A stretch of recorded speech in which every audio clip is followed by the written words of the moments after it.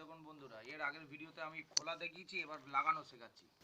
এখানে একটু নারকেল তেল বা সর্ষের তেল লাগিয়ে দেবেন, এখানে একটু সর্ষের তেল দিয়ে দেবেন। দেখুন এখানে আমি ঢোকাবার আগে আমি কি করব, এটা পুরনো বসার ছিল, আমি পুরনো বসার দিচ্ছি না, নিচে একটা একটা নতুন বসার নিচে একটা নতুন বসার এমনিভাবে দিয়ে দিলাম। তারপর পুরনো বসারটা দিলাম, পুরনো বসার দেওয়ার পর আমি আবার একটা নতুন বসার এমনি দিয়ে দিলাম। দেওয়ার পর এইটাকে পুরো আমি এমনি ঢুকিয়ে দিলাম, এটা ঢুকে গেল। এবার এখানে একটা ওয়াশার এখানটায় এমনি আমি দিয়ে দিলাম।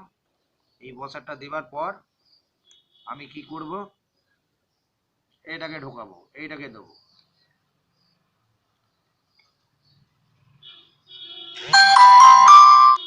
এটাকে দিয়ে দিলাম।